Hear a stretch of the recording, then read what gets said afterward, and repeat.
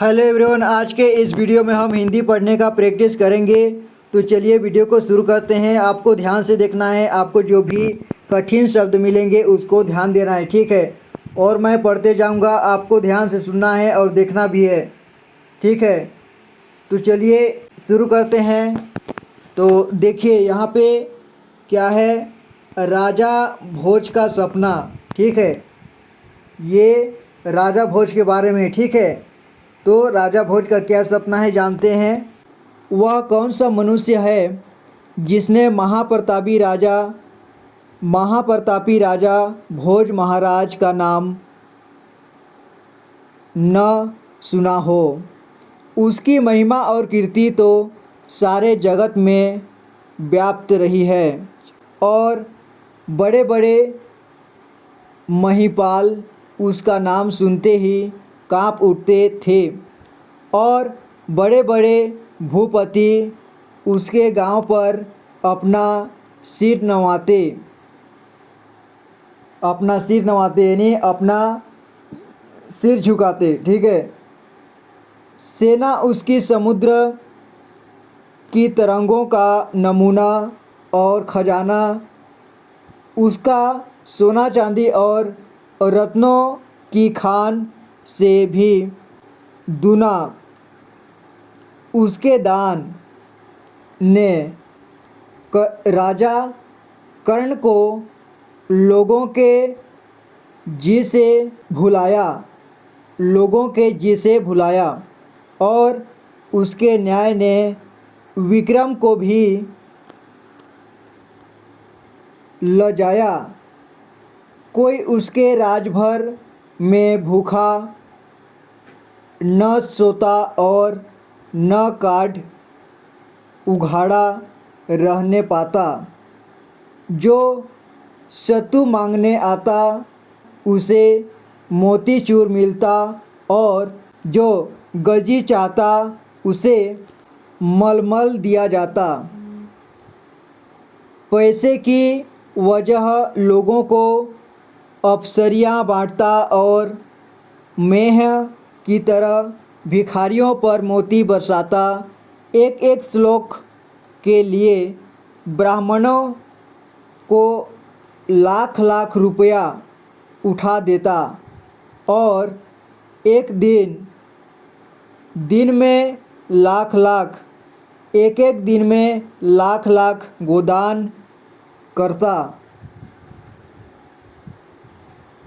1.25 लाख ब्राह्मणों को षड्रस भोजन करा के तब आप खाने को बैठता।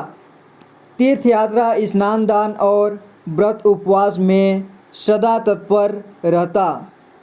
बड़े बड़े चंद्रायण किए थे और बड़े बड़े जंगल पहाड़ छान डाले थे। एक दिन शरद ऋतु में संध्या के समय सुंदर फुलवाड़ी के बीच स्वच्छ पानी के कुंड के तीर, जिसमें कुमुद और कमलों के बीच जल पक्षी कलोलें कर रहे थे।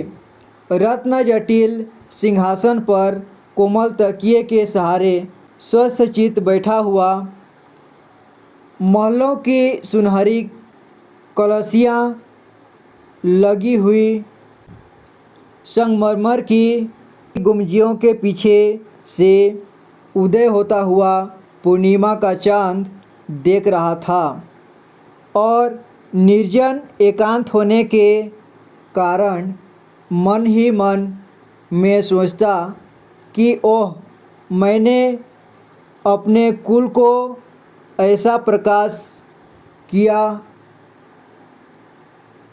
जैसे सूर्य से इन कमलों का विकास होता है। क्या मनुष्य और क्या जीव जंतु, मैंने अपना सारा जन्म इन्हीं के भला करने में गंवाया और व्रत उपवास करते करते अपने फूल से शरीर को कांटा बनाया।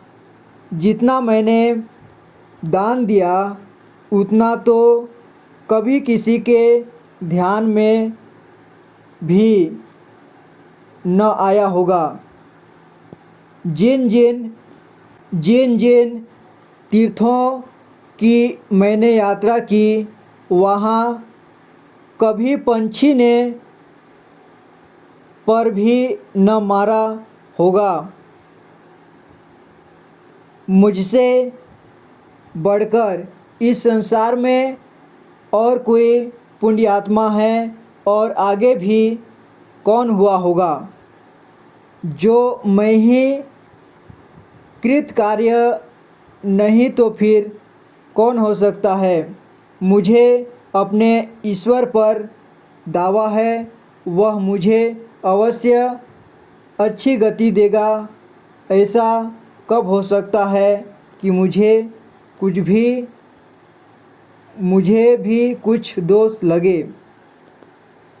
ठीक है, तो इस कहानी में इतने ही तक। अब आगे अगली वीडियो में हम देखेंगे। अगर आप पहली बार वीडियो को देख रहे हैं तो चैनल को सब्सक्राइब कर लें, क्योंकि हिंदी अंग्रेजी पढ़ने लिखने से रिलेटेड वीडियो आपको इस चैनल पर मिलेंगे। मैं आपसे मिलूंगा अगली वीडियो में, तब तक के लिए अपना ख्याल रखना और पढ़ाई करते रहना। Thanks for watching this video guys.